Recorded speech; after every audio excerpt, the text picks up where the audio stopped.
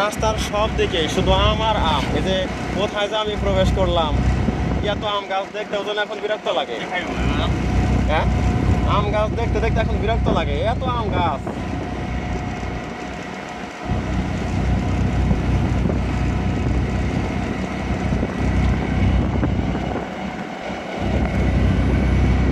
দর্শক, সাপাহারের এই নতুন আম বাগানগুলো আগে কিন্তু ছিল না।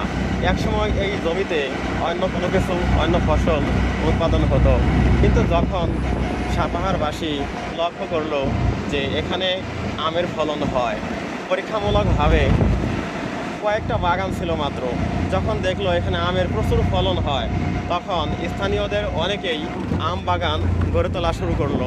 এবং তারই ফলশ্রুতিতে আজকের এই দিগন্ত জোড়া শুধু আম বাগান আর আম বাগান।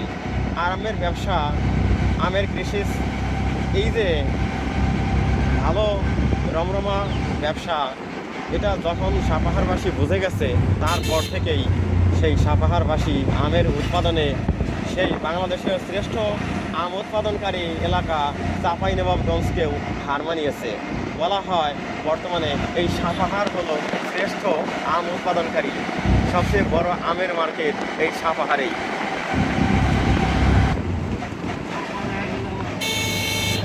আমি শুনেছি সাপাহারের আমের মার্কেট রাস্তার দুই পাশে প্রায় 11 কিলোমিটার পর্যন্ত শুধু আমের মার্কেট।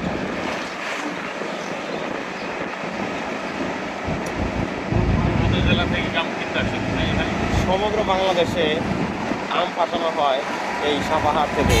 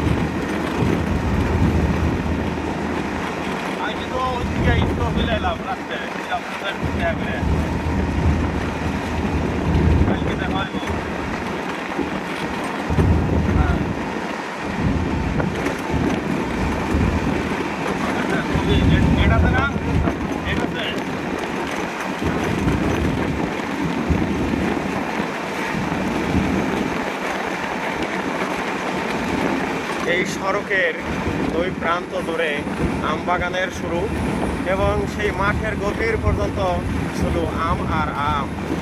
একটা গ্রাম যখন শেষ হবে শুধু আম গাছ দিয়ে, আবার আরেকটা গ্রাম শুরু হবে আম গাছ দিয়ে। আমরা যখন চা বাগানে যাই শুধু চা আর চা, আর এখানে শুধু আম আর আম। আর কোথায় যেখানে ধান উৎপাদন হয় শুধু ধান আর ধান। এই তো আমার বাংলার গ্রামীণ চরিত্র, গ্রামীণ বৈশিষ্ট্য।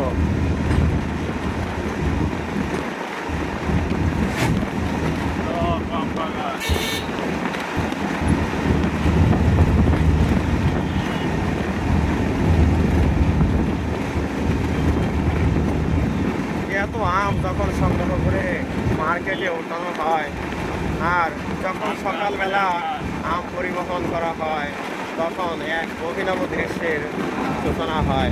সকালবেলা যদি এই জনপদে কেউ আসেন, দেখবেন সাইকেলে আম, ঝুড়িতে আম, কাঁধে আম, ব্যাগে আম, আর ভ্যান ভর্তি শুধু আম আর আম।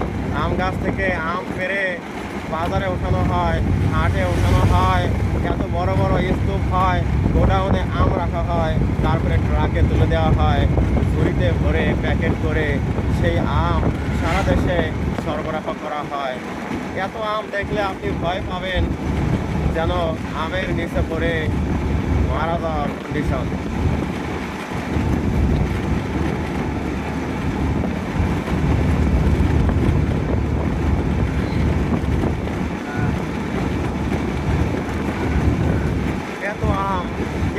ঘটছে কোন জনপদে কোন কালে না দেখেই।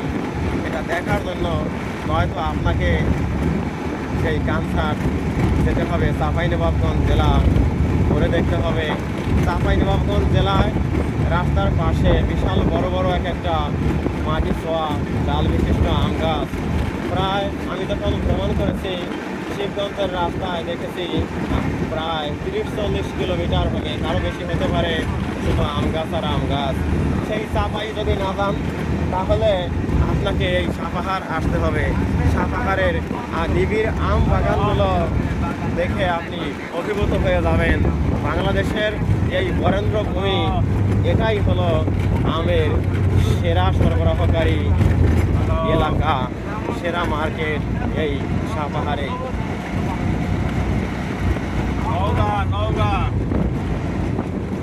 আম একটা উৎকৃষ্ট ফল, ভিটামিন সমৃদ্ধ, ভিটামিন এ এবং সি এর উৎস, পুষ্টি গুণমানে আম অতুলনীয় ফল।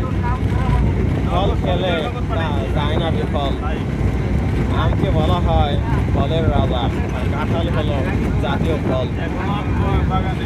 যাই হোক, আম কাঁঠালের বাংলাদেশে আম পছন্দ করে না এমন কোনো বাঙালি নেই। গ্রীষ্মকালে প্রথম আসে দুটো আম আর দুধ যদি একসাথে প্লেটে আসে, বাঙালির আর কি লাগে।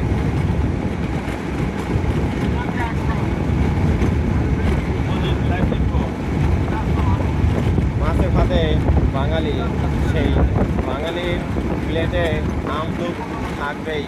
আম দুধ তো থাকতেই হবে, থাকতেই হবে, আম দুধ থাকতেই হবে। আমের দেশে আসছি, আমের তলে পইরা মানুষ পইরা যায়।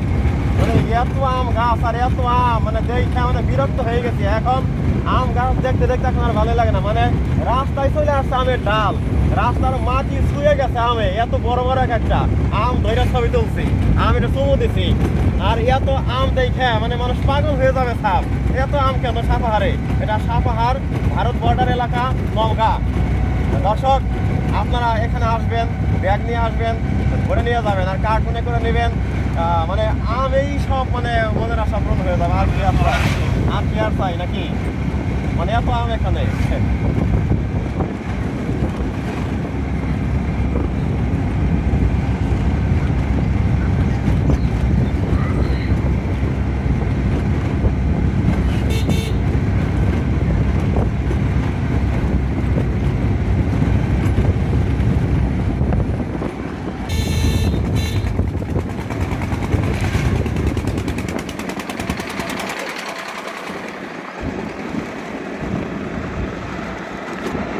এই স্থানটিতে অনেক আমের আড়ত।